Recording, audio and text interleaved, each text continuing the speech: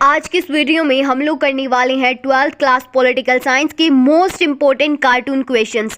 तो ये जो आपके कार्टून क्वेश्चंस है वो क्या है, पिछली बार आपके सीबीएसई एग्ज़ाम में आ चुके हैं, यानी कि रिपीटेड हम कार्टून क्वेश्चंस यहाँ पे करने वाले हैं जो कि आपके एग्ज़ाम के अंदर पूछे जा चुके हैं।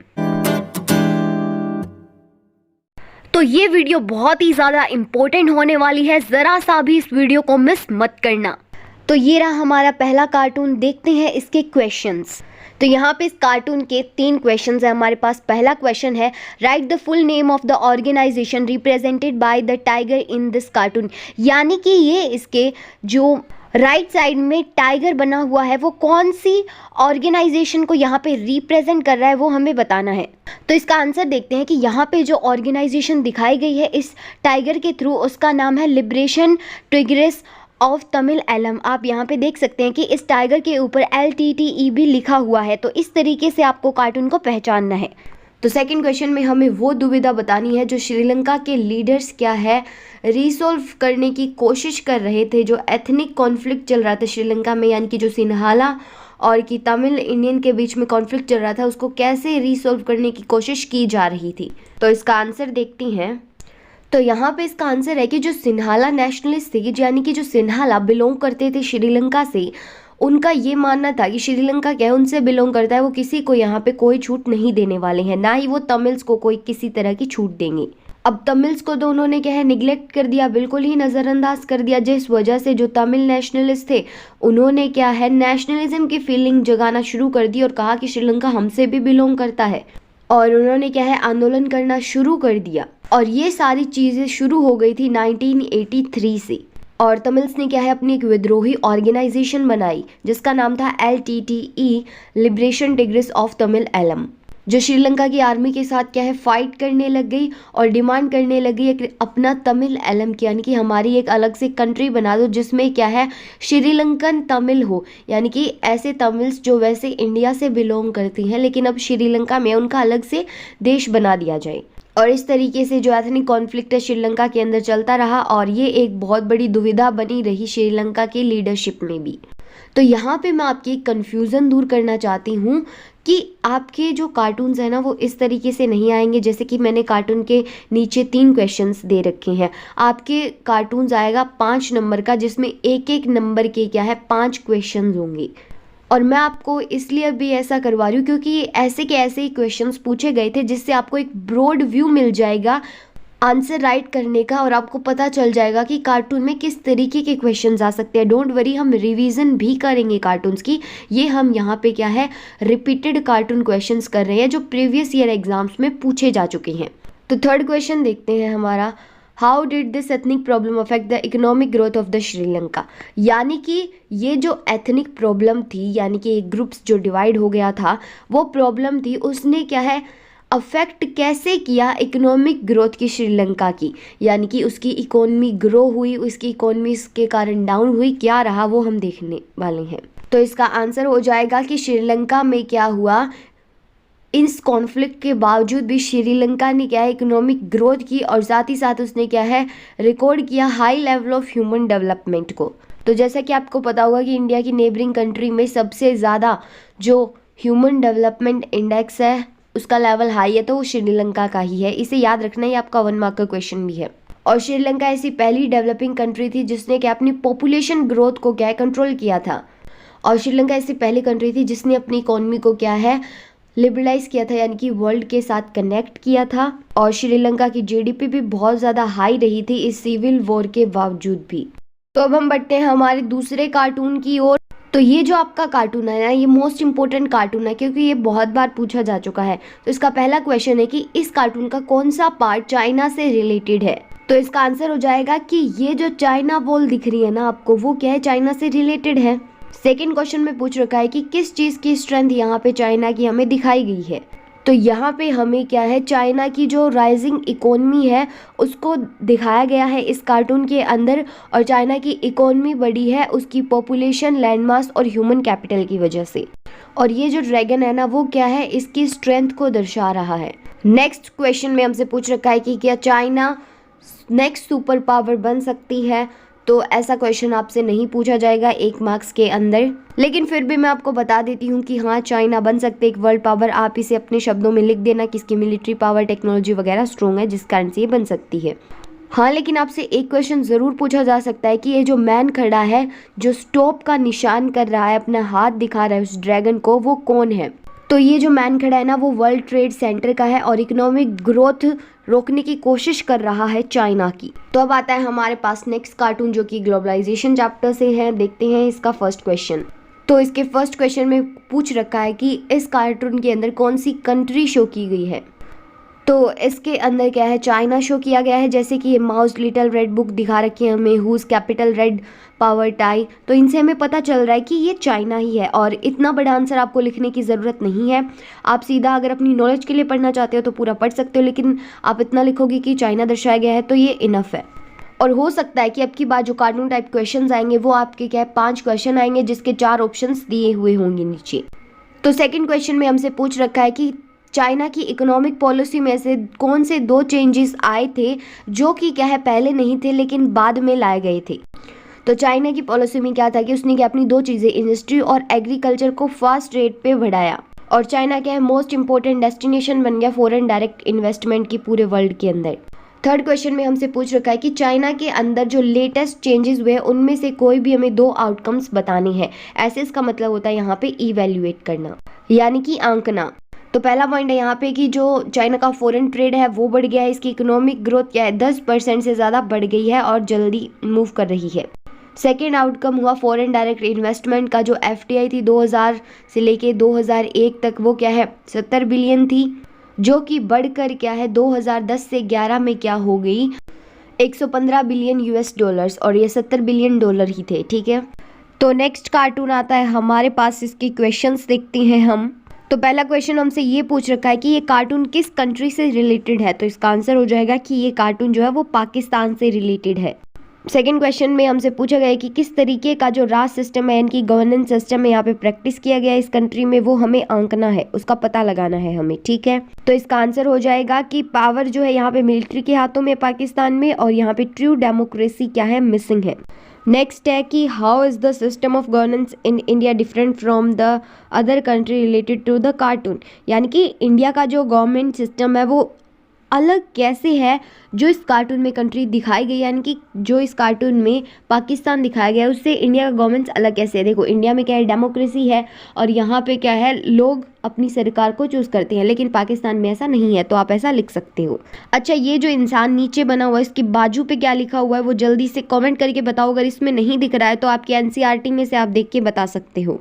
तो ये रहा हमारे पास नेक्स्ट कार्टून, और आप इस कार्टून को ध्यान से देखो। एक तरफ लिख रखा है पब्लिक सेक्टर और दूसरी तरफ लिख रखा है प्राइवेट सेक्टर। तो इसके बीच में जो नेहरू जी है वो बैलेंस बनाने की कोशिश कर रही हैं। इसके क्वेश्चंस देखते हैं हम कार्टून के। तो पहला क्वेश्चन है कि हमें उस पर्सन का नाम बताना है जो कि क्या है पब्लिक सेक्टर और प्राइवेट सेक्टर को होल्ड किया हुआ है।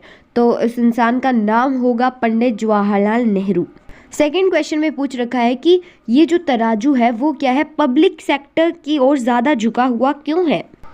तो इसका आंसर होगा कि इंडिया ने एक्सेप्ट नहीं किया था कैपिटलिस्ट मॉडल डेवलपमेंट के लिए। कैपिटलिस्ट मॉडल कौन सा था, जो USA वाला था।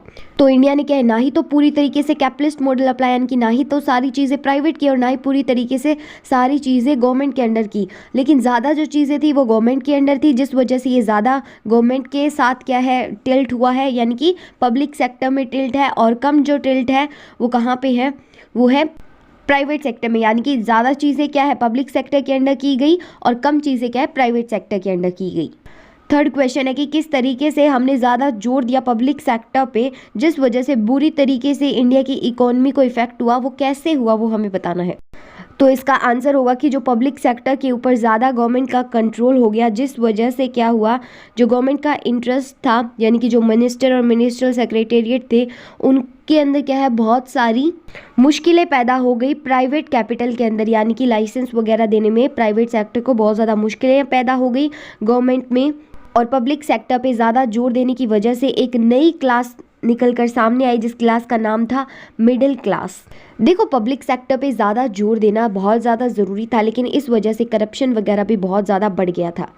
तो अब हम बढ़ते हैं हमारे नेक्स्ट कार्टून की ओर। क्वेश्चन फर्स्ट में हमसे पूछ रखा है कि जो राइट के अंदर लीडर दिखाए गए हैं इस कार्टून में उनका क्या नाम है। तो जो राइट के अंदर जिन्होंने एक गमछा सा लगा रखा है अपनी नेक के आसपास, तो उनका नाम है सरदार वल्लभ भाई पटेल। तो क्वेश्चन नंबर सेकंड में पूछ रखा है कि किस तरह की रिलेशनशिप है कार्टून इंडिकेट कर रहा है लोगों और रूलर के बीच में। तो देखो कुछ अच्छी रिलेशनशिप यहाँ पे नहीं शो की गई है, क्योंकि ये देखो ये जो राजा है वो क्या है, लोगों के ऊपर ही बैठा है। तो इसका आंसर हो जाएगा कि ये जो प्रिंसली स्टेट यहाँ पे दर्शाया गया है वो क्या है, मोनार्क के रूल में है, राजा के रूल में है, जो कि क्या है लोगों को सप्रेस करके रखता है, बुरी तरीके से उनको दबा के रखता है।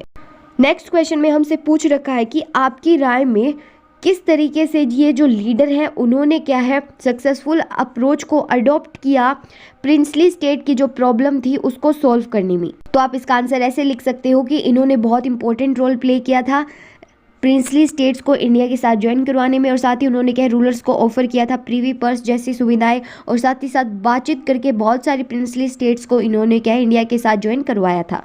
अच्छा, आगे बढ़ने से पहले जल्दी से कमेंट कर दो कि ये एक्सप्लेनेशन कैसी लग रही है, और अभी तक इस चैनल को सब्सक्राइब नहीं किया है तो जल्दी से सब्सक्राइब कर लो। तो इस कार्टून के हम लोग क्वेश्चंस देखते हैं। पहला क्वेश्चन है, who was the head of the government formed by the national front in 1989। तो यानी कि 1989 के अंदर नेशनल फ्रंट में जो गवर्नमेंट बनाई गई थी उसके हेड कौन थे। तो इसका आंसर हो जाएगा वीपी सिंह। तो ये जो आपको बीच में दिख रहे हैं जिसके धागे लगे हुए हैं वो है वीपी सिंह। सेकेंड क्वेश्चन में हमसे पूछ रखा है कि ये जो गवर्नमेंट है उसे क्या है पपेट गवर्नमेंट यानी कि कठपुतली की सरकार क्यों कहा गया है। तो जानते हैं इसका आंसर। तो इसका आंसर हो जाएगा कि जो नेशनल फ्रंट की गवर्नमेंट थी उसको क्या है क्लियर मेजोरिटी नहीं मिली थी, और उसको बीजेपी और कम्युनिस्ट पार्टी ने क्या है बाहर से सपोर्ट किया था। और सबसे इम्पोर्टेंट थिंग कि ये जो वीपी सिंह की गवर्नमेंट थी ना वो काम करती थी बीजेपी और जो सीपीआई है उसकी डायरेक्शंस के ऊपर, यानी कि ये बताती है उनको कैसे कैसे क्या क्या काम करना है, क्या क्या पॉलिसीज बनानी है। तो इसको कौन बताता था, उसको बताता था बीजेपी और कम्युनिस्ट पार्टी। आप कम्युनिस्ट पार्टी की जगह पे लेफ्ट फ्रंट भी कर सकते हैं। तो कहने का मतलब ये कि नेशनल फ्रंट की सरकार या बीपी सिंह को क्या है जो लेफ्ट फ्रंट और बीजेपी है वही क्या है कंट्रोल कर रहे थे। तो ये मोस्ट इंपॉर्टेंट कार्टून है, इसको अच्छे से याद कर लेना। तो नेक्स्ट क्वेश्चन में हमसे पूछ रखा है कि जो पपेटर्स है यानी कि जो ऊपर बैठे हुए हैं और जो क्या है स्ट्रिंग्स यानी कि तारों को खींच रहे हैं वो किस पॉलिटिकल पार्टी से बिलोंग करते हैं वो हमें बताना है। तो इसका आंसर हो जाएगा जो पपेटर्स हैं यानी कि जो ऊपर बैठे हुए हैं और जो क्या है इसको कंट्रोल कर रहे हैं वीपी सिंह को, वो है ज्योति बसु कम्युनिस्ट पार्टी से। अगर आपके एग्जाम के अंदर कम्युनिस्ट पार्टी की जगह लेफ्ट फ्रंट का ऑप्शन आ जाए तो आप उसे ही टिक करके आओगे कि ज्योति बसु लेफ्ट फ्रंट से है। नेक्स्ट आते हैं LK एडवाणी जो कि बीजेपी से है और ये बीजेपी के फाउंडर भी है। तो क्वेश्चन ऐसे भी आ जाता है कि लेफ्ट में कौन है, तो लेफ्ट में है ज्योति बसु और जो राइट में है वो है LK एडवाणी। तो ये रहा हमारा नेक्स्ट कार्टून, देखते हैं इसके क्वेश्चंस। तो यहाँ पे हमें पूछ रखा है कि इनमें से कोई भी 4 ऐसे लीडर्स को हमें बताना है और साथ ही साथ क्या है हमें उनके सीरियल नंबर भी लिखने हैं। जैसे कि इनके ऊपर फर्स्ट लिख रखा है ना, तो हमें इनका नाम बताना है और साथ ही साथ इनका सीरियल नंबर भी लिखना है। तो इसका आंसर देखते हैं। तो देखो इसने 4 ही पूछे थे, मैंने आपको यहाँ पे 6 बता दिए हैं, तो इन सभी को याद कर लेना। ये मोस्ट इंपॉर्टेंट कार्टून है और इसका हर एक जो सीरियल नंबर है वो आपको याद रखना है, क्योंकि MCQs में क्वेश्चन कैसे भी आ सकता है। तो देखो जो पहले नंबर पर है वो है राजीव गांधी, दूसरे नंबर पे है वीपी सिंह, तीसरे नंबर पे है LK एडवाणी। LK एडवाणी कौन सी पार्टी से, कमेंट करके बताओ। चौथे नंबर पर है देवी लाल और 5वें नंबर पे है ज्योति बसु और 6ठे नंबर पर है चंद्रशेखर। क्वेश्चन नंबर 2 में पूछा गया कौन सा सबसे ज़्यादा कंट्रोवर्शियल इशू था, यानी कि सबसे ज़्यादा किस मुद्दे पे लड़ाइयाँ हुई थी जब लीडर जो 2nd नंबर पे है वो प्राइम मिनिस्टर थे इंडिया में। तो 2nd नंबर पे कौन है, वीपी सिंह। तो वीपी सिंह में क्या क्या इश्यूज थे उनके लीडरशिप के दौरान वो हमें बताने हैं। तो आंसर बताने से पहले मैं आपको बाकी के जो लीडर्स रह गए उनके सीरियल नंबर बता देती हूँ। 7वें नंबर पे है NT रामा राव, 8वें नंबर पे है PK महानतो और 9वें नंबर पे है K करुणनिधि। तो ये सारे याद कर लेना, बहुत इंपॉर्टेंट है। तो 2nd क्वेश्चन का आंसर हो जाएगा कि सबसे बड़ी कंट्रोवर्सी बीपी सिंह के दौरान जो रही थी वो थी implementation of Mandal commission recommendation, यानी मंडल कमीशन को इम्प्लीमेंट करने में सबसे बड़ी जो कंट्रोवर्सी थी वो आई थी। क्वेश्चन नंबर 3 में हमसे पूछ रखा है कि क्या पोजीशन थी जो पार्टी के लीडर थे नंबर 1 पर लोकसभा इलेक्शंस में जो 1989 में हुए थे, यानी कि राजीव गांधी को कितनी सीटें मिली थी 1989 के लोकसभा इलेक्शन में, वो हमें बताना है। तो जो पार्टी के लीडर थे यानी कि जो राजीव गांधी थे उनको क्या है बहुत बुरी तरीके से हार मिली थी 1989 के इलेक्शन में, और वो क्या है क्लियर मेजॉरिटी नहीं थी उनके पास। पहले उनकी सीट कितनी थी, 415 थी 1984 के इलेक्शन में, और 1989 के इलेक्शन में वो 189 सीट्स ही रह गई थी। आप इसको आसानी से भी याद कर लोगे क्योंकि 89 के ईयर में कितनी सीट्स, 189 सीट्स रह गई थी। तो ये रहा आपका नेक्स्ट कार्टून। ये जो कार्टून है मैंने लेटेस्ट CBSE के सैम्पल पेपर में से उठाया है, और इससे आपको ये भी अंदाज़ा लग जाएगा कि किस तरीके के क्वेश्चंस आपके फाइनल एग्ज़ाम में आने वाले हैं। तो ये कन्फ्यूज़न भी मैं आपकी दूर कर देती हूँ कि ये जो कार्टून क्वेश्चन है वो क्या है MCQ टाइप आएंगे, और साथ ही साथ क्या है 4 नंबर के आएंगे। पहले जो मैंने 5 नंबर के बोले थे वो हो सकता है कि 5 नंबर के ना आए, ये क्या है 4 नंबर के आएंगे, क्योंकि CBSE के लेटेस्ट सैम्पल पेपर में क्या है 4 ही नंबर के आपके कार्टून वाले क्वेश्चंस दे रखी हैं। देखते हैं क्वेश्चंस को। तो फर्स्ट क्वेश्चन आता है जिसमें हमसे पूछ रखा है कि इंडिया और चाइना के बीच में बॉर्डर डिस्प्यूट हुआ था 1916 में, तो पंडित जवाहरलाल नेहरू ने किसके साथ नेगोशिएशन किया था, उस लीडर का हमें नाम यहाँ पर बताना है। तो इसका आंसर हो जाएगा माओ तेज-टंग। तो इसका आंसर होगा ऑप्शन ए, ठीक है, ये याद रखना क्योंकि इंपॉर्टेंट है ये, ठीक है। पंडित जवाहरलाल नेहरू ने क्या है माओ तेज-टंग से क्या है नेगोशिएशन किया था इस डिस्प्यूट को लेकर। नेगोशिएशन का मतलब होता है बातचीत। सेकंड क्वेश्चन में हमसे पूछ रखा है कि हमें उस प्लेस का नाम बताना है जो कि क्या है चाइना ने ऑक्यूपाई कर रखा है 1962 पे, यानी कि ज़बरदस्ती चाइना ने क्या है कब्जा कर रखा है। तो इसका आंसर हो जाएगा ऑप्शन बी, एक्साई चीन एरिया। क्वेश्चन नंबर 3 में पूछ रखा है dash was the defence minister of India during the Indo China war, यानी कि इंडिया और चाइना के युद्ध के दौरान कौन डिफेंस मिनिस्टर थे। तो इसका आंसर हो जाएगा option B, VK Krishna Menon. Question number 4 में पूछ रखा है कि कौन सा एग्रीमेंट साइन हुआ था इंडिया और चाइना के बीच में अप्रैल 29, 1954 में। तो ये तो सभी को पता होगा, तो इसका आंसर हो जाएगा ऑप्शन बी, पंचशील एग्रीमेंट। तो क्या आप लोग ये चाहते हो कि इस तरीके के क्वेश्चंस मैं और भी ज़्यादा लाऊं जिससे आपकी और ज़्यादा प्रैक्टिस हो, तो कमेंट कर देना। और नेक्स्ट वीडियो आने वाली है पॉलिटिकल साइंस के इंडियन मैप और वर्ल्ड मैप में कौन से इंपॉर्टेंट मैप है या जो प्रीवियस ईयर पूछे जा चुके मैप है वो हम करने वाले हैं। तो चैनल को सब्सक्राइब ज़रूर कर लेना और कमेंट करके बताना कि एक्सप्लेनेशन कैसी लगी। तो चलिए फिर मिलते हैं नेक्स्ट वीडियो में।